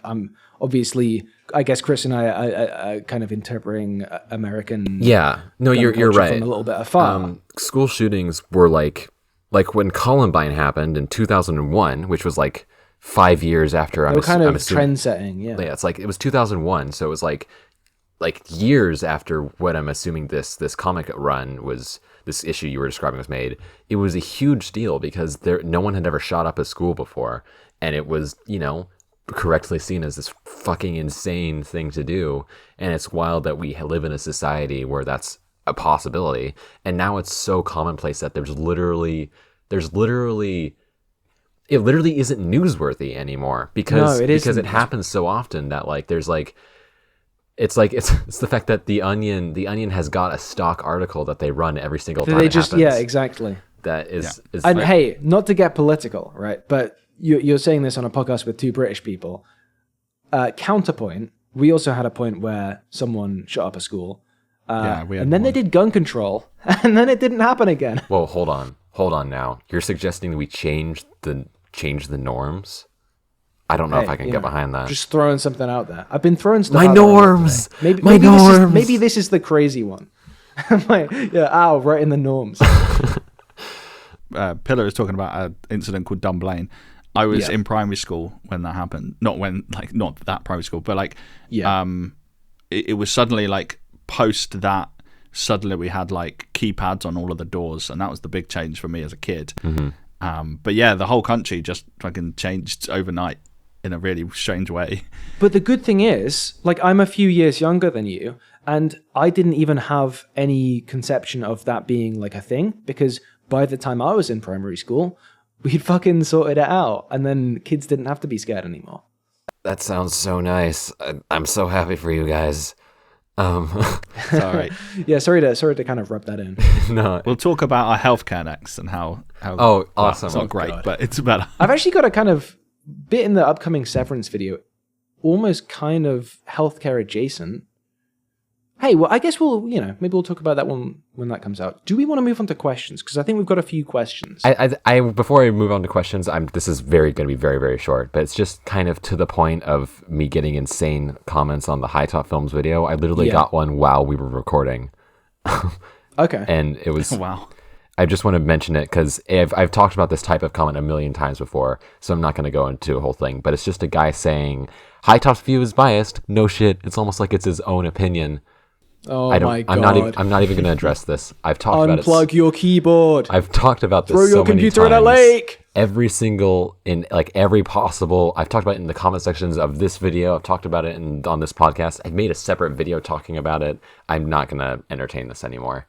It's fine. We can move on. It's fine. And so just to point to the fact that those comments are incessant. Yeah, it's worth cataloging that there are still people saying these things. Mm-hmm. Anyway, questions. What is your favorite superhero? How long is a piece of string? Where do we go when we die? Why won't my son talk to me anymore? Questions. All right, so Chris, in the Discord server, you're known as Not Quite Cool, and you ask a lot of questions on the podcast, a lot of really good questions.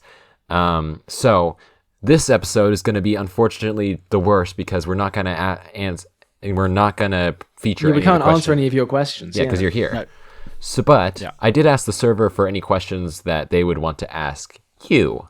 So I've got 3 here. I've got 2 from Captain Kennedy and 1 from Nemo Bush statue. I'll go with 1 from Cap first. From Captain Kennedy, do you ever feel restricted by the corner of content creation you've carved out for yourselves online? Chris, you notably specifically cover Spider-Man comics. Do you ever feel restricted by this? Yes, to a point. There are certainly, I'll watch stuff and I'll be like, I really want to do a video on this. I think there's something interesting to say. Notably for Pillar's thing was Arcane. I think there's a really interesting video, if anyone wants to make it, about Arcane's commentary on identity and what it means to, like, how you're kind of assigned identity by the situation you're kind of born into, but then how you can kind of forge your own identity separate from that.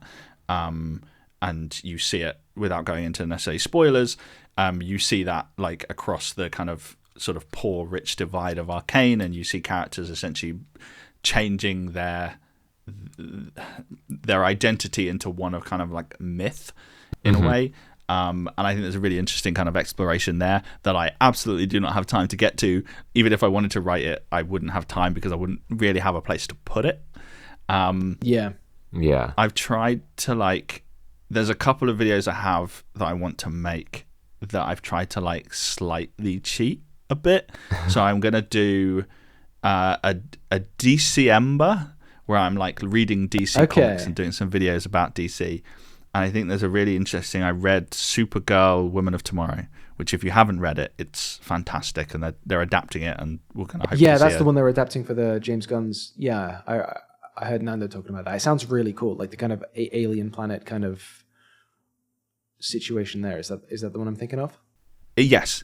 Yeah, so basically it's a kind of manhunt across the galaxy, and it's like lots of almost episodic issues that kind of lead towards, like, exploring who Supergirl is, but then also chasing this man that killed this girl's father. It's really, really good. And one of my favorite films is Short Term 12, which everybody should go and see. And I've also really wanted to talk about that. I want more people to know about that. If anyone asks me for a film recommendation, I'll always say Short Term 12, watch it. It's really good. It's got everybody that went on to be super famous in it. And Supergirl, Women of Tomorrow is very close in themes with Short Term 12, about the themes of, like, how trauma kind of defines us, how we grow beyond it, how we use it to kind of help people that are also going through similar trauma, and how that can kind of re-affect us. And so I've got a video in my mind that's kind of being written in my head, not actually on paper or anything yet, but where I want to kind of compare those two. And so I'm kind of using a comic to talk about a film that I really like as a kind of cheat. But yeah, there's other things I want to make. Yeah. I don't really feel that kind of same restriction just because I never really felt beholden to a specific genre. In fact, I think that might have actually impacted my growth on YouTube a little bit, is because I would just switch from random things one to the other very quickly. But yeah, I think that it's interesting that that kind of limitation. I've heard that limitations can kind of, what's the word? Foster creativity. Like increase creativity, absolutely. And so with your description of the like, I was thinking about this when you said that you wanted to make a video about Spider-Man's kryptonite. Yes.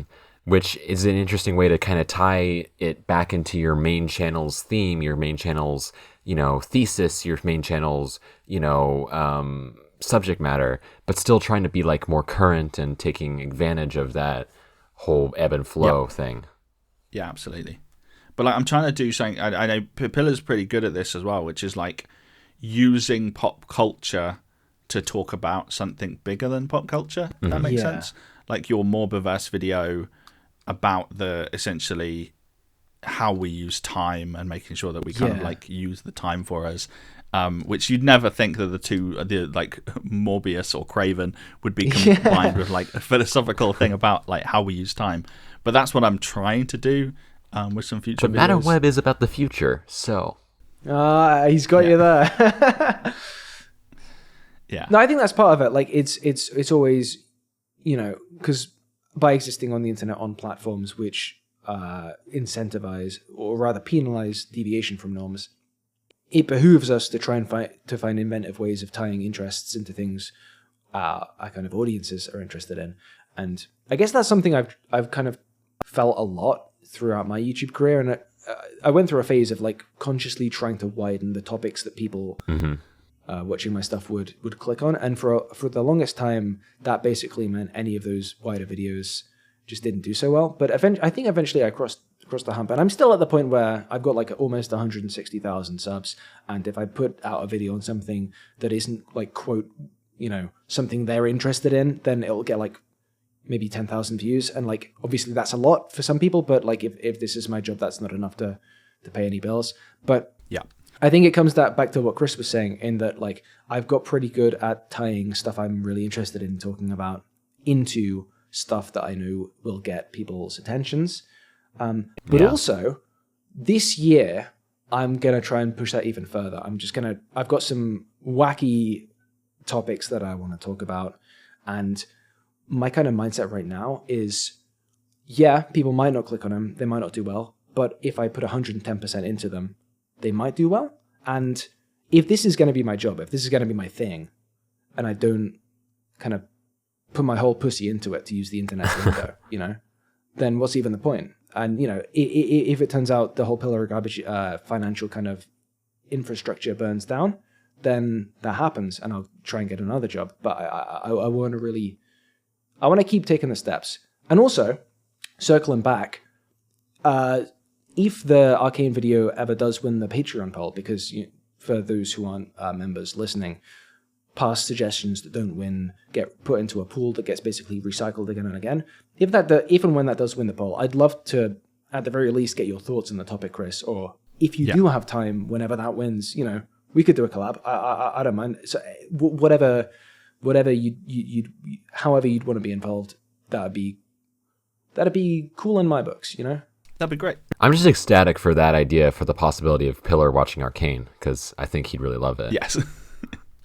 Oh, it's fantastic. I was going to say as well, sorry, on your, just very quickly, because I know we're running out of time, to slightly amp you up a bit, Pillar, one of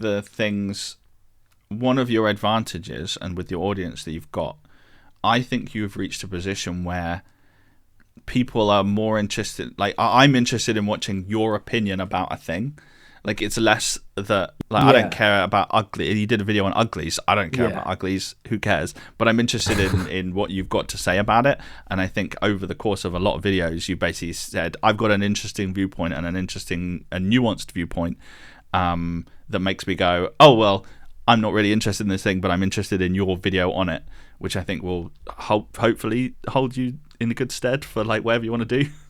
I'm really grateful that you say that, because that is totally the thing that anyone doing this kind of thing has to shoot for. And if you get to that tipping point with enough people, then you can kind of just, cook, And yeah. I mean, thank you for saying that, because you got something. It's not serious. I was just gonna say that. Okay. You're gonna do a funny little joke. I was interested in uglies because it seems like I was the only person on earth who knew about the book before the movie came out. Like, that's. Yeah, you're kind of a scholar. You know all about uglies lore. Yeah. No, but yeah, that is always the thing you have to shoot for. Especially, I think, if you're a faceless channel like me. But if you can get to that point, which I think I'm getting there. I'm definitely way nearer than I was a year ago. So if I can just keep that going, then yeah, that's the goal. I'm personally excited for the Skibbity Toilet video, and that is coming. That will be released at some point. Yeah, it's going to be a big. It's about copyright law. My son is obsessed with Skibbity Toilet. He's never watched it. I do not know. I do not know how he knows of it existence. Like some kind of. He's entered some kind of 6-year-old neural network where he's kind of fed. But yeah, he'll come up with catchphrases from it that I'll be like, what are you saying? And then I'll look it up and it's from Skibbity Toilet. And I'm like, how do you know this thing? It. That is amazing. I think kids really are the future, man. I told the story about how my friends tricked me into watching Skibbity Toilet on this podcast, right? I think I told you that, guys, that story. Well, I told Pillar that story and you were just listening. I just listened as a, mysterious third party. Yeah, but it's a they still hold that over my head, and quite frankly, deservedly so. They fully got me. Fair play. Like, but do we want to shuffle to the next question? I was going to say, I have another question here from Nemo Bush Statue. In your opinion, Chris, what is the best question you have asked for the podcast? So. It's really interesting, and like, for the most part, when I ask questions, it's because I'm thinking about a thing. So I'm like, I think last week or last episode, I asked a question about like theme and how you come up with like the framing device, and that's because I was writing a video where I was like, what is the framing device for this? I don't want to just be like spilling information, so I thought I'd ask it. Yeah. I think my favorite question that you've answered, partly because of the discussion it kind of spawned, was I asked about what franchise would you want to write if you could write for any franchise. That was I really loved that question too. That was a really good one. Yeah. And it led to something really interesting, which I never really thought. I thought a little bit about, but never really kind of put it into the words that you guys did, which is that having a fan write a thing is sometimes great, but a lot of the times they just write the worst stuff. Like that was such a good question that it turned into a Pillar of Garbage main channel upload because I needed to fill some space. There you go. Yeah. Like in Spider-Man, for example, you'll see people complain about Spider-Man and then pitch their version of Spider-Man. And almost every version of that is, he's happily married, he's got kids. And I'm like, okay, well, what was the story? I cannot wait to read 28 pages of him sitting at home drinking a nice cup of coffee. Yeah. It's like, that's the thing about that Ultimate Spider-Man run that's going on. I haven't read anything about it. I think I read like the first issue or something. And like, I'm sure it's good. Like, I'm sure it's a good story or whatever. But like, literally the only thing I hear people talk about it is the fact that he is married and has kids in it. And I'm like, this can't be the most interesting thing about the book, right? It's barely in the book. Really?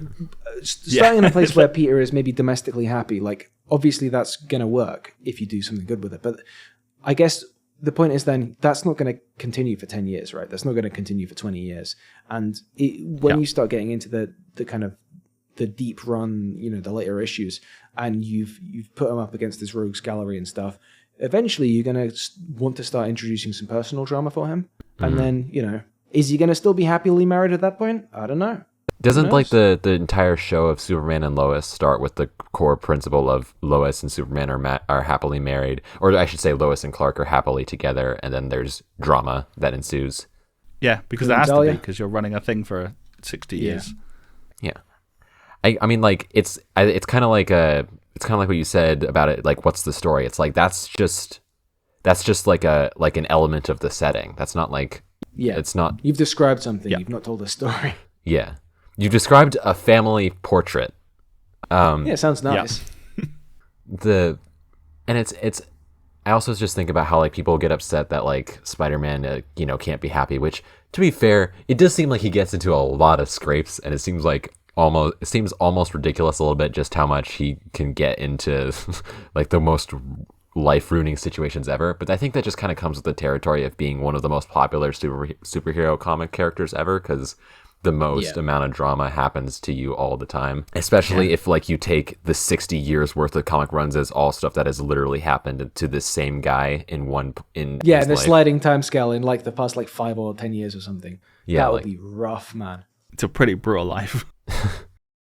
I think that a lot of, like, to kind of revitalize that discussion a little bit, I guess, is we tend to feel like, as fans, you tend to feel like you have, like, strong opinions about these characters, and sometimes you connect to them as, like, people and, like, your friends, and, like, there's this almost parasocial relationship with a character, and so you want to, like, make them happy, kind of a thing, in writing them, and that's how you want to do it. But that doesn't really work when you're a storyteller, because you can, like, want to make characters happy or even have them have a happy ending or whatever, but, like, stories are conflict, and so this urge to either have no conflict via this power fantasy of, like, not of, like, this domestic home lifestyle, but that's just one example, but also have no conflict in the sense of, like, I'm going to make Batman the biggest, strongest guy who can fight everyone, and, he doesn't ever get hurt, and he's, like, the smartest ever, and, like, that's another form of, like, power fantasy. That's the more direct form of power fantasy. It's not a story with conflict, because that's just the character you've written. You've written, like, a power, like, a dream that you can have of having this guy who you can project yourself onto, who's, like, super cool and epic and badass and whatever. Yeah. But it also ignores the fact that all the stories we remember of Spider-Man are the stories in which he loses and gets back up. It's like people remember when he, like, is crushed by the building and he has to lift this entire building off himself. Like, that's a really cool moment that's, like, lasted 60 years. And people remember it because he failed. He failed, and then he had to get back up and do it again. It's the plot point of Into the Spider-Verse is about how Spider-Man gets knocked down and gets back up again. Like, that's what they do. And they would make a boring Spider-Man or a boring Batman. If Batman can beat everybody, what's the point? Yeah, no one cares. Something that kind of relating to Batman is that there's always constant, like Snyder discourse around Batman, which I don't want to reignite a whole thing with that, but I kind of like the discussion that I always hear about, like, about Batman in Batman v Superman, like, killing people or whatever, is like, I don't like it personally, but I'm always of the opinion that if you do something interesting with a character and then you, like, have them do something that would be kind of out of character for them, and, like, you can justify it, like, sure, go for it. But I always hear, like, this discussion about this is that it wouldn't bother me if this adaptation of Batman was just a Batman who likes killing people.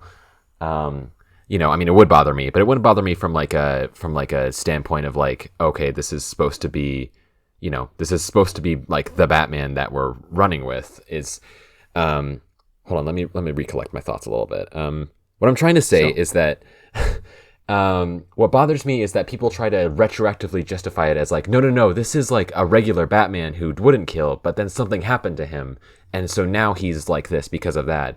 And that version of Batman that you like, that version of Batman who didn't kill, did exist at one point, but is off screen. Which is, like, cool, you can do that, whatever, but that doesn't necessarily mean that the people who have issues with this version of Batman are going to like it just because you've had this backstory onto it. It would be more interesting. Headcanoned an explanation for why they're wrong. It would be more interesting to see that, like if that's an interesting story to me. It would be interesting to see that story happen or have that story mean something to the conflict, but it doesn't really mean anything to the plot of Batman v Superman, because the point is that he's trying to kill Superman.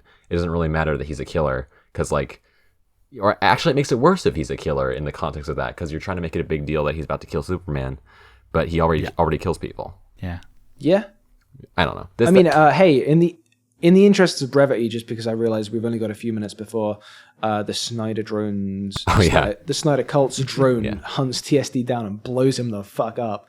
Do we want to hop and skip on to the next little question? Yeah, I think the most important question. I think you've pretty much tied things up there. Yeah. Sorry about that. I completely said I wasn't going to get into a whole thing, and then I just went on a whole fucking rant. Hey, no, it's fine. I agree. Yeah, it's easy to do. Yeah. I have strong. I guess I do have strong opinions on that movie. I'm glad you've taken that bullet for us, because now we won't get blown up by the Snyder Cult's Predator drone, and I mean, we've really got it all this episode. We've got discourse about Raimi movies. We've got discourse about MJ in general. We've got discourse about Amazing Spider-Man. We've got discourse about this, Snyderverse. We've got we're really bringing in the prime amount of discourse maxing. Yeah. All the normal fans, right? All the normal man of the year. If you're listening, that's you. You're very normal. All right. Last question we've got, which both Chris and Pillar have seen and are very excited about, from Captain Kennedy. Pillar and Chris, you've got together to plan a hypothetical banquet for TSD to experience English cuisine. What's TSD eating that night? I am also very interested to see your guys' answer to this question. So I'm curious, before we start though, what is in your head? What is British cuisine? Yeah. What do you think? This is the thing. Okay. You can be as insulting as you like here. It's fine. Okay. The obvious example is beans on toast, which I just can't for the life of me understand. Which I almost had for lunch earlier. I guess this is also just I don't really like baked beans all that much anyways, so putting it on toast is just I think they're sweeter in the US. I don't think they're so sweet over here. That might just be a misconception though. Maybe. The only other thing... Your baked beans might not be our baked beans. It's worth remembering throughout all of this. Yeah. So that's one. I also... the other thing that I understand from British cuisine is tea. I do like tea. I like tea. That's a good one. I understand that what you guys call biscuits and what we call biscuits are different. You use biscuits to refer to what we call cookies, but in the UK, I understand cookies are a very specific type of cookie. Yeah. All cookies are biscuits, but not all biscuits are cookies. Yeah. So, but in the US, biscuits don't even refer to sweets. Biscuits refer to they're like savory scones. Yeah. And I mean, scones are the same across the aisle. It seems like, at least in the sense of them being pastries. Yeah, but US biscuit is best described to someone outside the US as scone-like, I think. Yeah. It's like like you said, it's a savory scone. It's often served with gravy. Well, hey, your gravy, maybe. Well, yeah. And see, that's the issue, right? Is that there's terms that refer to different things, but are the same words. And then the only other thing I know about British cuisine is that there's something called spotted dick. And I have no idea what it is, but that name is always it's been ages since I've had any spotted dick. I would go for some spotted dick right now. Chris, when was the last time you had spotted dick? I haven't had it in a long time. I was literally ranting about it earlier when I was thinking about this question, because I was like, so many of our puddings are designed to fill you up as cheaply as possible. Pudding. Oh, yeah. It's pudding. I think we didn't. Yeah, it's pudding. Yeah. Can we lock in pudding now? Because I've got a suggestion that I think Chris will probably co-sign. Sticky toffee pudding is going to be the absolute, can't go wrong with sticky toffee pudding. Do you have sticky toffee pudding in the US? No. I don't think rocks. I don't even know what toffee really is. What? When I think of toffee, I think of taffy, like saltwater taffy. Holy God! It's toffee. Sorry, this is fucking more like rocked fudge my world. than it is. What is toffee? Is it like caramel? Caramel? It's like caramelized dates, maybe. I think that's how you make it. Interesting. Okay. So, I mean, are you with me on this, Chris? Or do you have? I'm with you. My instinct was apple crumble, because apple crumble is a good one. Is that it's like taking an American thing and then just smashing it up? So is it like apple pie? But it's like basically take an apple pie and basically just crumble it all up all together in a big mess. Man, and these guys are savages. No. We know what crumble is. We have it's kind of like Is crumble related to creme brulee? You get like flour, and you get like no. So imagine a big tray of flour and sugar, and then you get your hands really buttery, and you scrunch it all up, and then you put that on top of some sort of filling, and you bake it. Okay, and it's like, so kind of crumbles. Okay, that does sound good. It kind of sounds like crumbly pie to me. Yeah, it's crumbly pie. It's like Chris said, like get an apple pie, the classic American dish that isn't even American, and scrunch it up a bit. Then get some custard. Okay. Do you have custard over there? Okay, don't go down that path with us right now. Do you have custard? Custard. We have custard. We don't. custard. We don't eat it as much. Hopefully, it's the same thing. Custard is like a sweet pudding, right? Yeah, it's like a vanilla egg sauce. Yeah, vanilla egg sauce. Yeah, custard is the same. At least the custard I had. I don't know if it's like different regionally, but my mind has been blown that you don't know about crumble or toffee, man. I don't know, man. This is kind of rocked me. You're broken, Pillar. I'm going to take the lead then and say for the main, there's so fish and chips is the really obvious one, right? But yeah. But only if you're going to like a place that's next to the sea. Like, don't get fish and chips in the middle of London. It's not going to be great. But go to a nice seaside town, great. The big one that I think, and I recommend to every American person that comes over here, which is a roast dinner. Yeah, you got to get a roast. I was going to say roast. Yeah, what you have on Thanksgiving, we have every Sunday. But instead of turkey, which is garbage, it is garbage. I hate turkey. Yeah, it's not good. You have lamb, or you have like roast beef. But I like chicken. Choice. If you do chicken, I don't think I've ever had lamb. I've had roast beef, but I don't think I've ever had lamb. Actually, I don't know if that's just me. I don't think that's an American thing. People in America like lamb. I just haven't ever had it. I only really eat lamb in roast potatoes. Rogan Josh.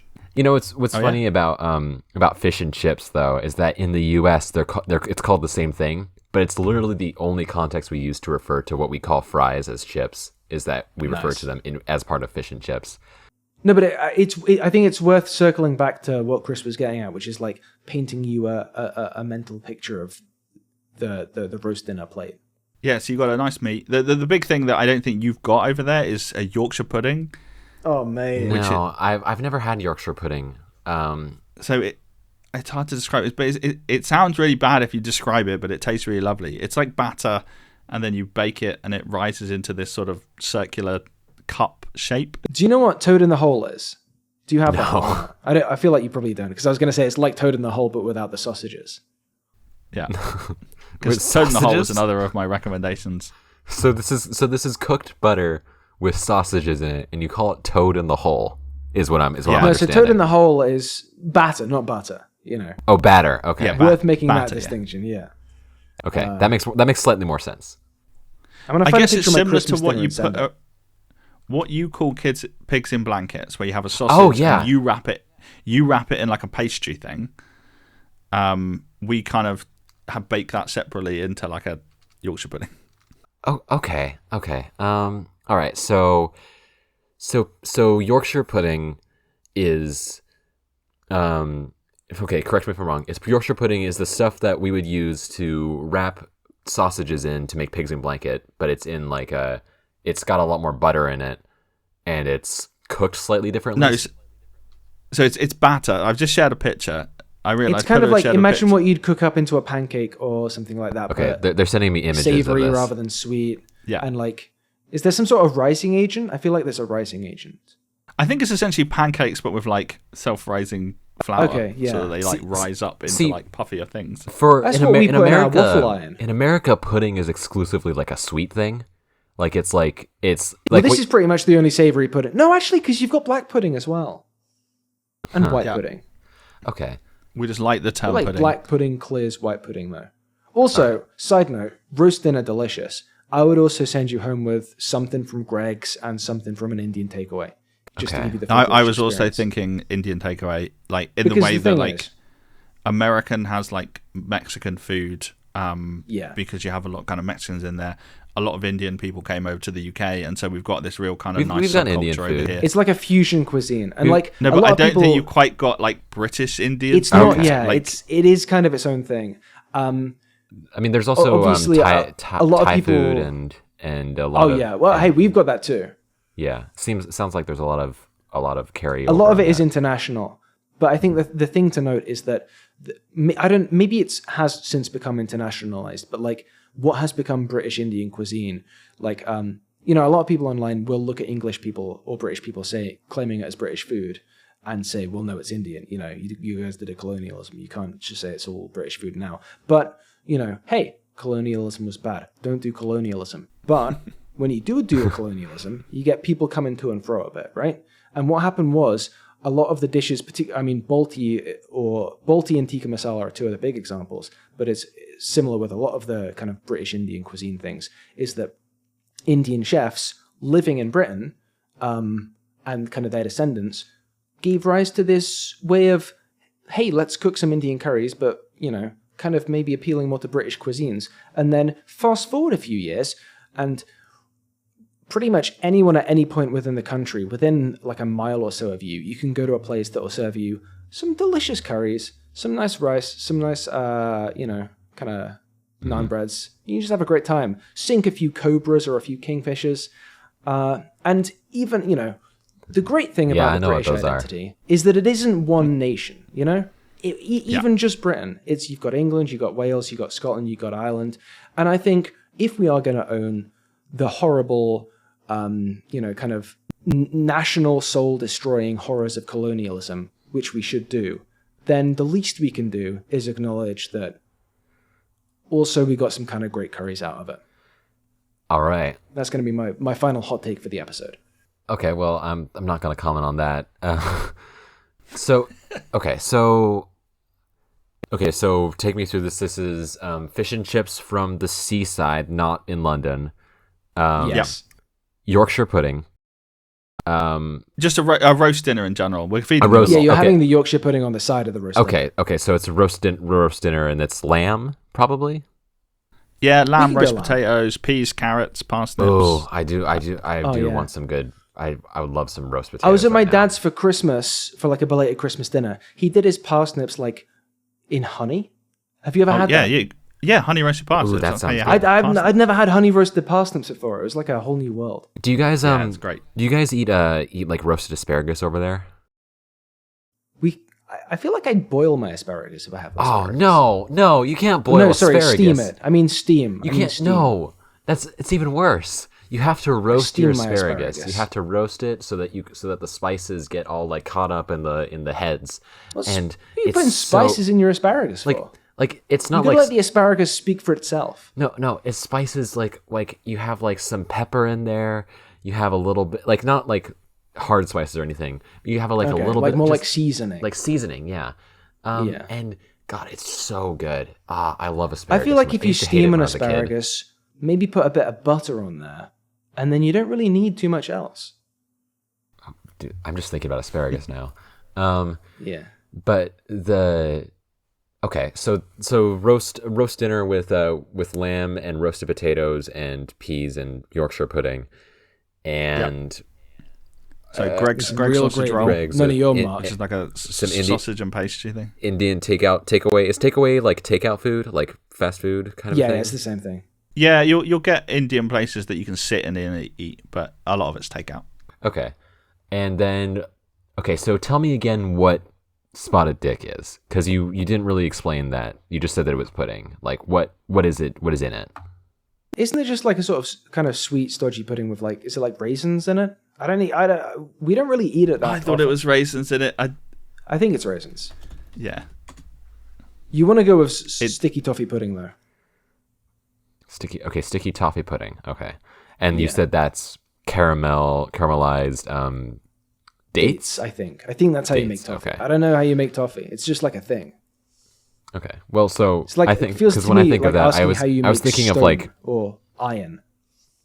It just exists. I was thinking I was thinking of it as like caramel taffy. Like, do you guys have saltwater taffy over there? I don't really think we do.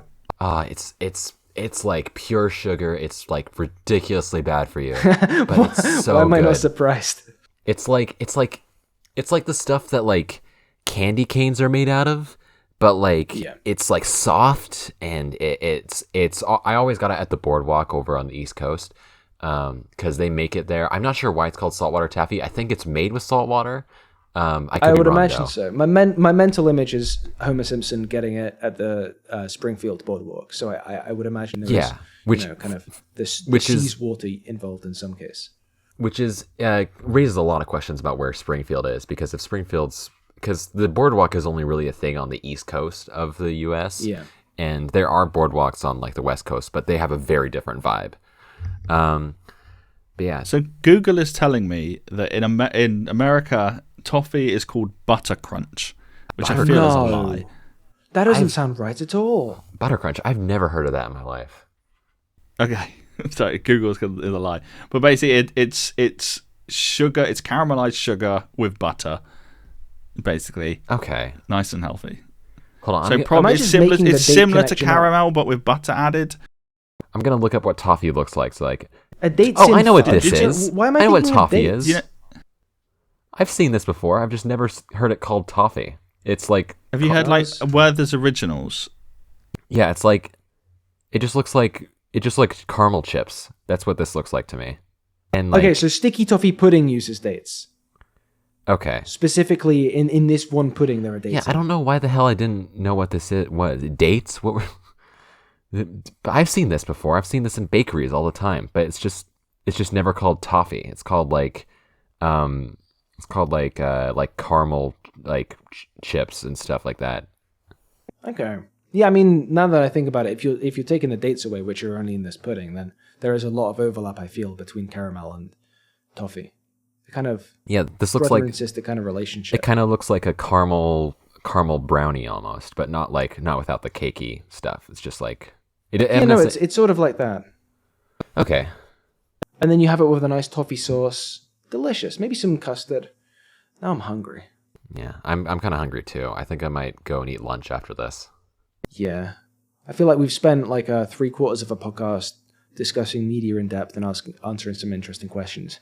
We've just it's got to the point where it's probably just before lunchtime for you, TSD, and just enough after dinner that we're sort of sitting here imagining sticky toffee pudding and drooling, and it's just dragged on for far too long. But sorry, listeners. But this was good. I think I have a lot more respect for British cuisine after this, but also I'm still never eating beans on toast. That's beans on toast are fine. It's fine. I don't think it serves its function. It's just it's like have it for lunch. It'll do the job. Fill you with a few beans, energy. That is. Do you TSD? Before we wrap things up. Yes. Beans functions in England as like an idiom for energy. Like, oh, look at that guy. He's full of beans. Do you say that, or is that just something we say? We don't say that. When someone has a lot of energy, we usually just make jokes about them drinking a lot of coffee or being, if they're young enough, being high on sugar. Maybe those are the beans. It might be coffee beans. Yeah, I was thinking the same thing. We're making progress here. Cultural exchange. I think cultural exchange. Snyder Discourse, Raimi Discourse, Paul Discourse. I forgot about the Paul Discourse. What can't we do? This is good. I had a great time. I learned so much about Spider-Man and English cuisine. I had a great time. Dates. Well, it was great having you on here, Chris. Thanks for having me. So people can check you out on YouTube as every Spider-Man ever. Is there any other place you'd like to shout out? No, that's pretty much it. I'm on Blue Sky. I'm nowhere else at the moment. I left X or Twitter or whatever it is at the moment that Elon took over, so I've missed all the Nazi shit. I left Instagram recently because of all the Nazi shit. Like Blue Sky, I'm on there, which feels like old school Twitter, and I'm on YouTube. All right. I'm on Patreon too if you want to like support me monetarily, but perfect. I also want to come back and talk Snyder films properly because I have a lot to say on there, but I realized we were out of time, so I kept my mouth shut. All right. That would be a good thing to circle back to at some point in the future. Yeah. Well then, perfect. I think I'll head out with our outro then. Thank you all so much for listening to this episode. We post new episodes fairly regularly. When we always post them on a Friday. So don't forget to follow us on whatever platform you're listening to us on. If you're on YouTube, toss us a like if you liked and leave a comment if you had any thoughts. And if you're on any other podcast platform, specifically Apple Podcasts, leave us a 5-star review and, give thoughts, whatever. And no matter what platform you're on, feel free to share the show with anyone you think might like it. All of those help support the show and ensure future episodes. You can find Chris as Every Spider-Man Ever on YouTube and Blue Sky. You can find Pillar on YouTube, Twitter, and Blue Sky, all under Pillar of Garbage. He also has a Discord server that you should be linked in the description, where you can have your very own questions in the hashtag podcast Q&A channel read on the pod. You can find me on YouTube, Blue Sky, TikTok, and Instagram, all others under TSD Talks. My show Kings Creek will be coming out soon. The trailer is currently out on most major podcast platforms like Spotify, Apple, and YouTube. Pillar and I both have Patreon pages that, among other cool perks, allow you to listen to episodes of the show early, usually whenever we finish them. It can kind of range. And with that out of the way, I'm TSD Talks. I'm Pillar of Garbage. And I'm Every Spider-Man Ever. And this has been the Pillar of Garbage podcast. Bye.